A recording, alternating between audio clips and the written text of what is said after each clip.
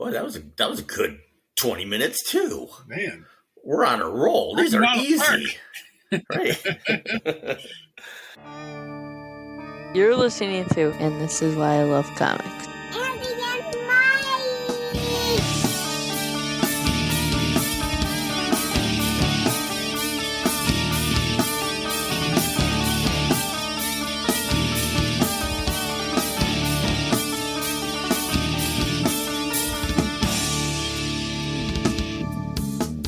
And welcome to another episode of This Is Why I Love Comics. I'm Andy. And I'm still Mike.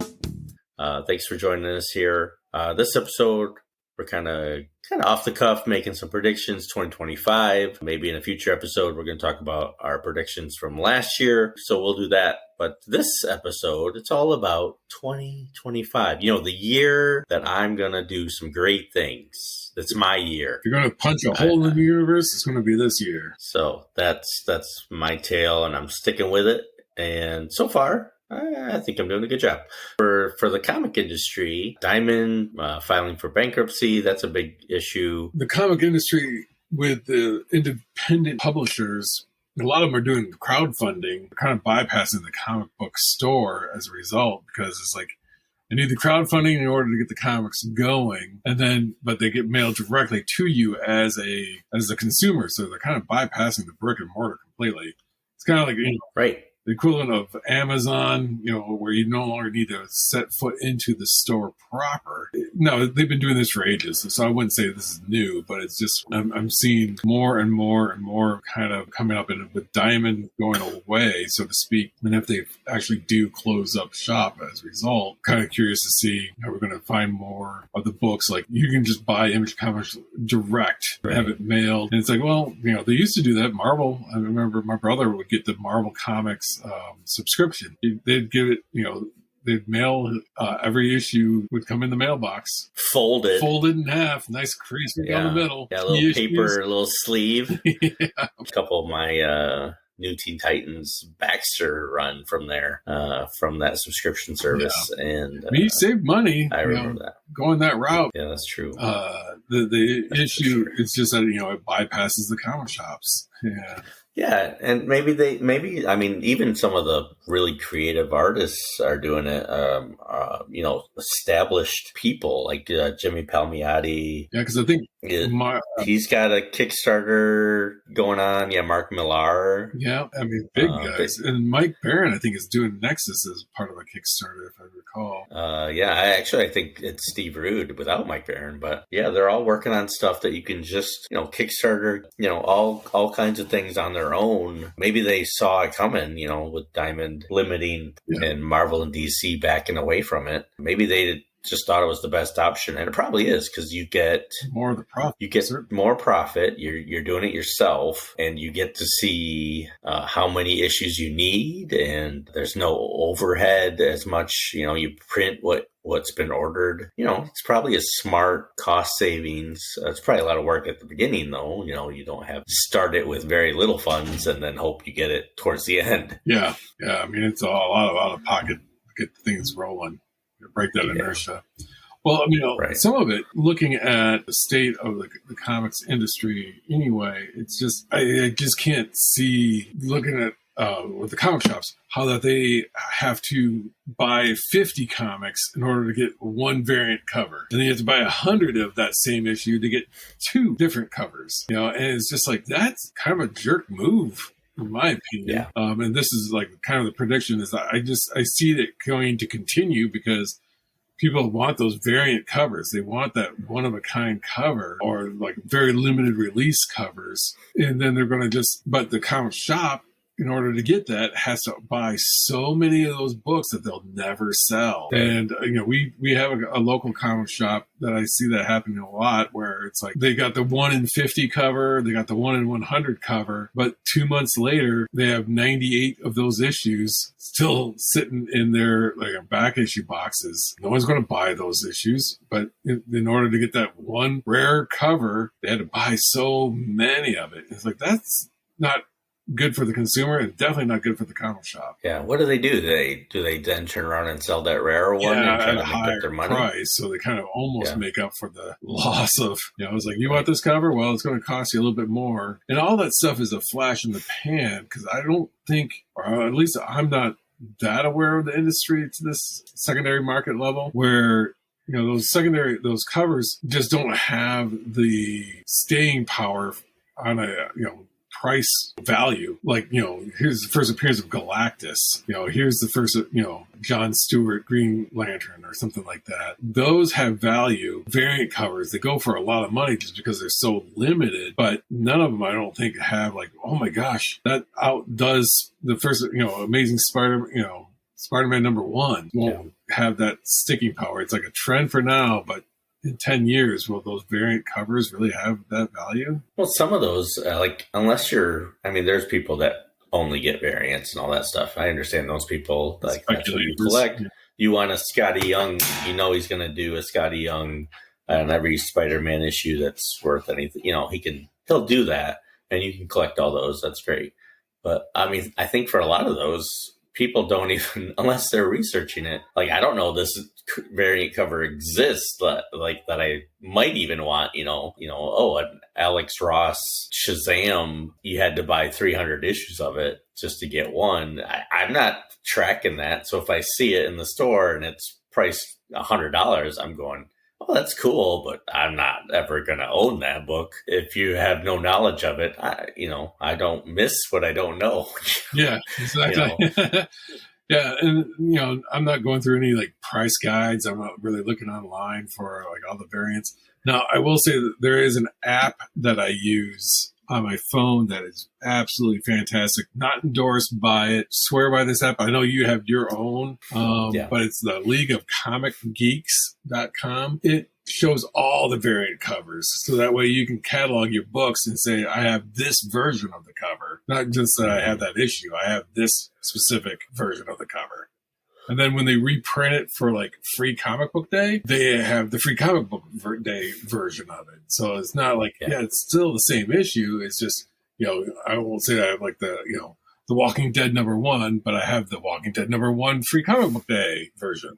Or, it's a great, but it is also, it saved my butt more than once using this app, because I'll look at a cover and, being very visual on my end, go like, I know I don't have this issue, and they're already in a bag, so you can't open up the bag and flip through it and go, oh, that's this. It's just a variant cover.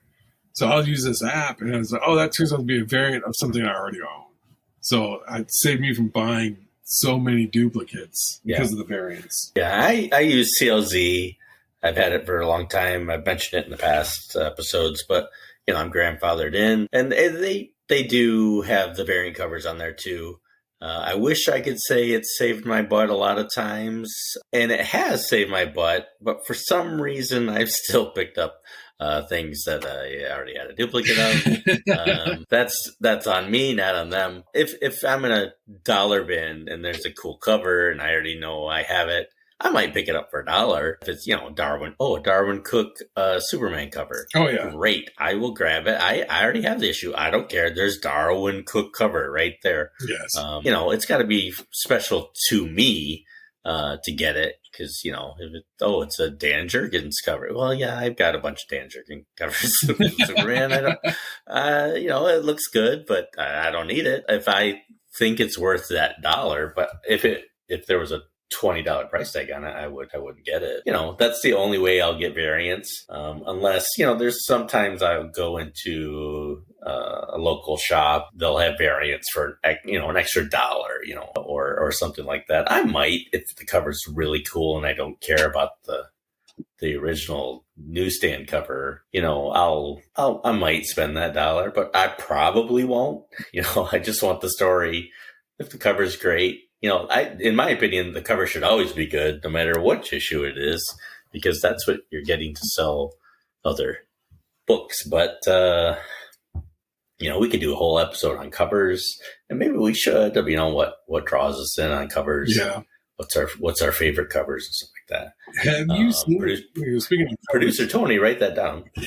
Have I seen what? Back, but you look at old covers, there used to be like word balloons and dialogue boxes and stuff on those covers. I haven't seen a dialogue box on a cover in decades. I mean, when they do it now, it's a spoof. Like you Yeah. can see it's a spoof of something else. It's not an original idea. Yeah. It's based on some old cover that they've just redone and put new words on it or something like that, or just spoofed it. But yeah, it's a lost art, I think. Lois Lane's getting married, and not to me, Superman. That kind of thing. Little did Lois know I've already gone out with. I've time traveled into the future and seen what our child looks like. Yeah. It's just all kinds of goofy stuff, and it was great. But that's also the loss of the thought balloon and all that stuff.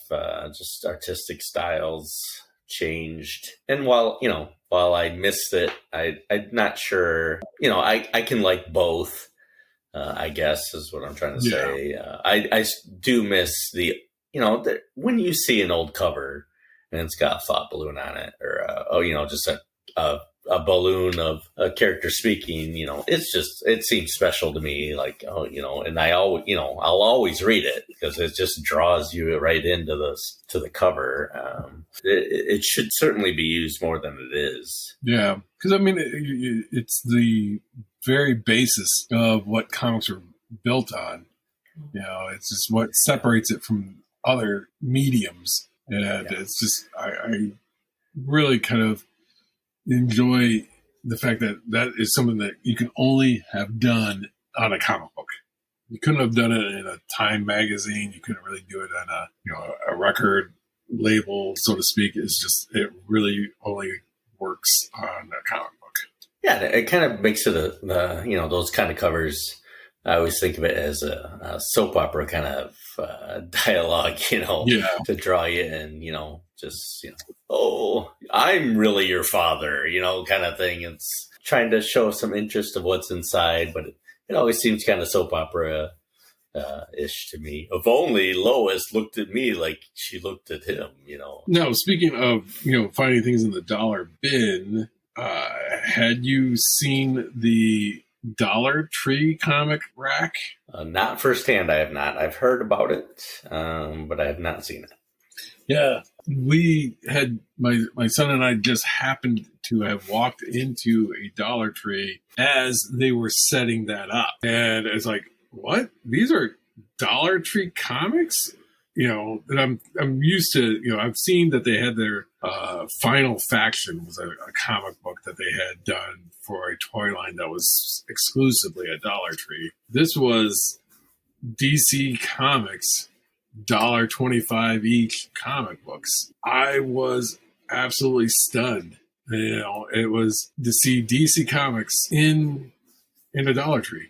They had the DC Comics coloring book, which are always kind of throwaway items, but these are full-blown comics. They're thinner because they didn't have the ads. And if you only saw the cover, you would have sworn, because on the cover it does say $3.99, what they were when those issues came out, $3.99. And but they have a big sticker on the poly bag that says $1.25, and they're all issue number ones, and they range from Rebirth going all the way back to like number ones with the New 52. So, and you said they're just without ads, like they are modified for the Dollar Tree audience. Yeah, they've got. I mean, like they all have the very same back cover ad that just talks about like, join the universe of heroes or whatever. I could almost see somebody getting duped down the road. You put up this number one, and it's got the, you take it out of the poly bag, you put it bag and board it, you put it in your back issue stock, and it looks identical to the original. Even down to the price tag, the UPC, you would have thought that this was the real deal. Yeah. Do you know if internally they have anything written that it's a Dollar Tree, like in the subhead? Yeah, like the Indicia. No, I didn't really take that good of a look. I should have. I'd be curious about that. Yeah, it's kind of like what did they do to really kind of shake it up? But it was just stunning, because it's like a full floor display, and I think they've got like almost 40 different issues that were there. I wouldn't say that these things were like pivotal issues, but they were just number ones from different eras. And all DC, you said? Yeah, strictly Okay. DC. I will have to check that out. I'm sure there's a dozen Dollar Trees I pass by every day. I'm more interested in the rack that they're in. Is it? Yeah, it's almost like a not quite the classic spinner rack, but it's 4 comics tall by 2 wide. It's pretty interesting, that they showed up this way and prominently displayed.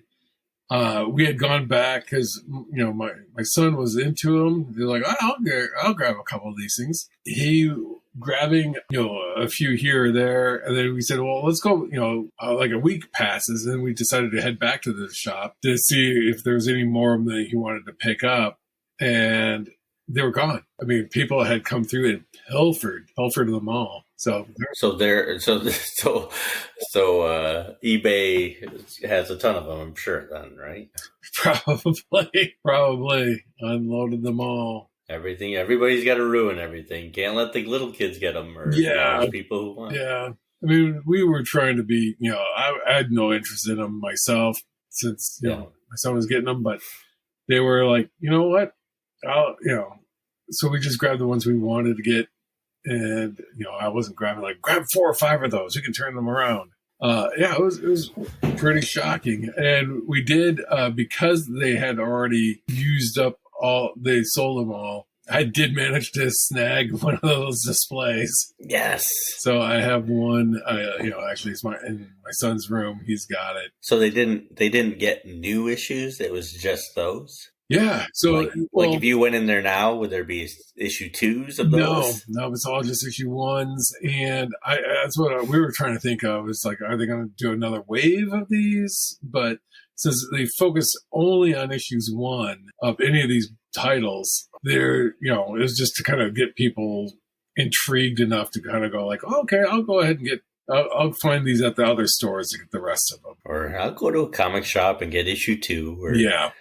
I don't know. Marketing on DC, they're so, I don't know. I wish I was in charge of that, but I'm not, it's okay. It's all right. Well, and I'm also thinking that, this hit the stores right around the Christmas time, if I remember when it first made its appearance.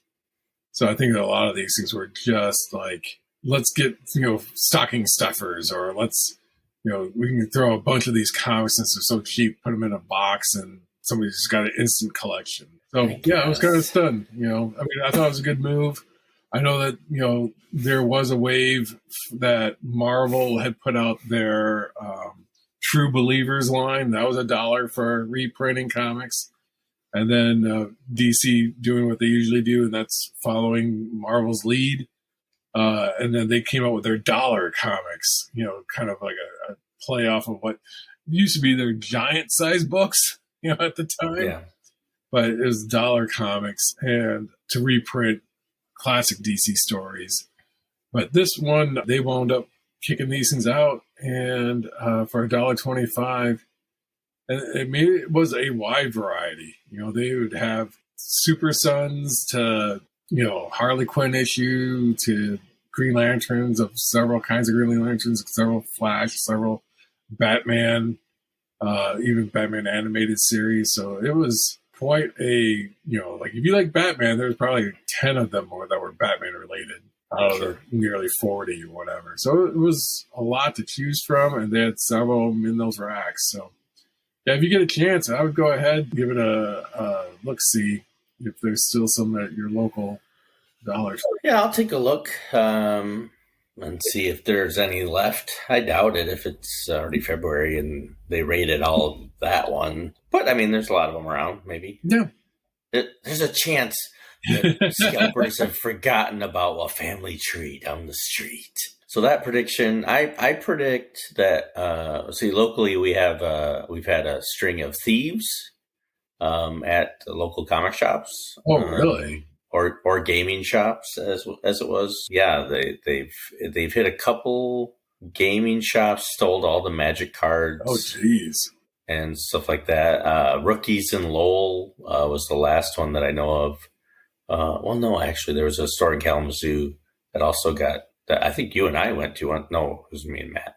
that also got Rocket Comics. Oh yeah, in oh yeah. I Kalamazoo. saw that on their Facebook. It showed like the whole front Yeah. door was smashed in Yeah. on the glass. Yeah, rookies in Lowell got busted into like the week prior, and again they stole Pokemon cards and Magic cards, and that was the first time he's been robbed ever, and they've been in business like 30 plus years. Wow. And I predict these people will finally get caught, and firing squad I think is demanded for picking on little comic shops. I mean, it's like legit. Or gaming stores. People, just trying barely probably making a living as it is. And I hope they get caught soon, because it just, what burns my butt? Fire this high.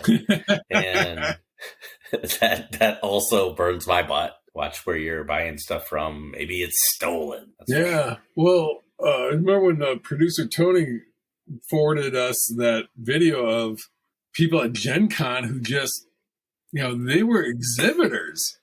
It turned out it was one of the exhibitors at Gen Con who just walked off with another exhibitor's merchandise. Just right. It was like a whole cart of it or something. Yeah, a crate full of Magic the Gathering books. Magic the Gathering cards. And I was like, you gotta be kidding me. Broad daylight, cameras everywhere, just audacity. And you had those people, at the comic museum down by you robbed that place. I don't know. I've never heard anything. Yeah, I've never heard any resolution on that either. No. Criminals suck. Don't be one. That's my advice. I think that's just changed the whole course of the nation there, sir. Right? Yeah. No truer words have been spoken on a podcast, especially ours. But, let's see. What other predictions can we make for 2025? Marvel movies will continue to bomb, and they'll be dead in the water for about 10 more years. Yeah. So they're kicking out 3 movies this year. And 3 Marvel movies? Yeah. Oh, man. I only know Cap. Yep. Thunderbolts is kicking in later. And then, I'm trying to blank on the third one. Because, gosh. Fantastic Four? Yeah, Fantastic Four. Sorry, there it is. So it shows you how invested I am at this point. Oh, I didn't know that was this year. Yeah. Yeah. So I think Fantastic Four is coming out in July and squeeze in between Captain America and but I don't see any of them going over well. Yeah, I mean, Fantastic Four has a possibility because it's it's the original characters freshly done by Marvel and not Fox. Josh Trank's version of them. Or... I mean, that has the possibility to do well, but I mean, historically they don't do well. No. So I don't know. I don't know how that's going to come across. Thunderbolts, I've heard very little about. Cap, I'll go see it because it's Cap. Yeah, I'm so not interested in that series of movies. DC has what? Just Superman? Yeah. I mean, they're going to queue up Supergirl as a follow the next one, I think, because that, I guess, kind of came together more quickly than they anticipated. Because I think they were hoping that another one would kind of come in between, but. Yeah, I don't know. Supergirl, again, I'm probably not the prime audience for a Supergirl movie, but if it's good, it shouldn't matter whether it's boy or girl, man, super. I kind of have more faith in James Gunn right now because it's a new quality. But again, I'm a comic guy and I'm not too excited about comic movies. I think they should have stopped at Endgame. Still waiting for DC to do an equivalent good movie that, is universally loved. I personally like Justice League.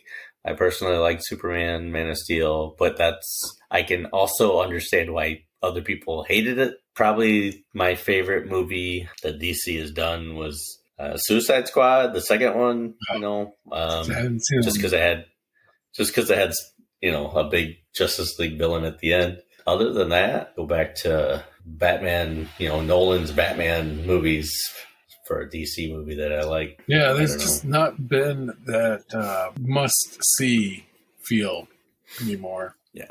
Have you seen Creature Commando? No. I've heard recommendations like this would be a good one to to watch. But from the trailer, I was like, oh, this is a little too, we'll say gruesome. Yeah. But I agree. James Gunn's been that way since, if you ever saw Super, grim and gruesome, and then, like you said, the Suicide Squad and his Peacemaker fall in line with that kind of, over-the-top violence. I'm like, no. And I'm not into those characters necessarily either. Yeah, I've seen parts of episode of it, but again, I the same as you. Like what I saw was pretty gruesome and just not something that's for me. I might end up seeing it eventually. I really think the last thing I really loved was Marvel's Halloween episode with the Werewolf by Night. With the Werewolf by Night. Like, I think that was my last really thing. I went, wow, that was really good. They should do more of that. Yeah. Now, unfortunately, I heard that they're anticipating doing a sequel to that Werewolf by Night. And I actually fully appreciated the fact that was a one-off and never to go back.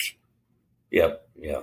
If they do something similar with totally different characters, yeah, but I don't need to see a sequel to it, that's for sure. Yeah.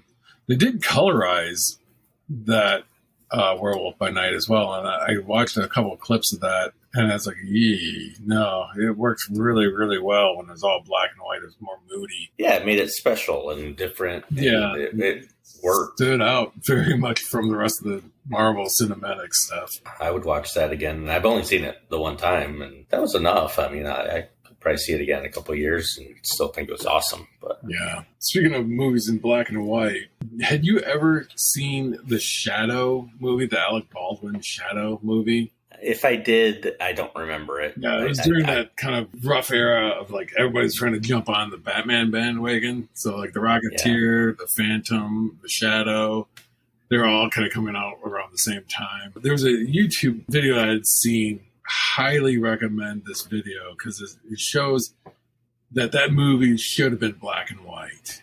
And it was just basically better in black and white than it was in the color movie. And the guy shows how just by taking out all the color, it really makes the movie stand out amazingly well.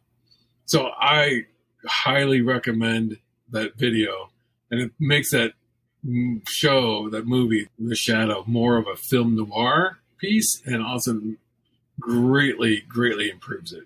If you have any predictions that we should talk about in 2025, let us know. Our webpage is in This Is Why I Love Comics podcast.buzzsprout.com. There's a send us a text thing at the very top. You could send us a text. Someone do it. I want to see what it looks like. Email us at and This Is Why I Love Comics @gmail.com. Join us on the Twitter and This Is Why L1. We're on the Facebook and This Is Why I Love Comics podcast. On there, you can join in the conversation. You can see what's coming up. You can join us on the TikTok. We have a growing band of people. Why I Love Comics podcast. Thanks to all our supporters and friends of the show, especially you, the audience. If you have any suggestions, let us know. Thanks to producer Katie, producer Tony, co-host Matt 2.0, Kevin, Jamie, Matt 10.0, and Nick. And thanks to Thunder Chicken for all the music that we play during the episode. Check them out on Spotify. There's links in the show notes.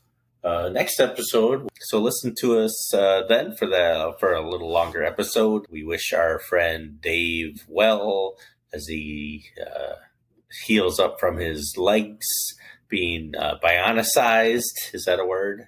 He got bionic legs. And so we wish him all the best and heal up so that he can do some more running. I give it 4 Rothleys. And a knee slap. And a knee slap. So, for the show, I'm Andy. And I'm Mike. And we'll talk to you next time. Yep. Thanks for listening. Right? We'll talk to you next time. We will. Talk and talk and talk.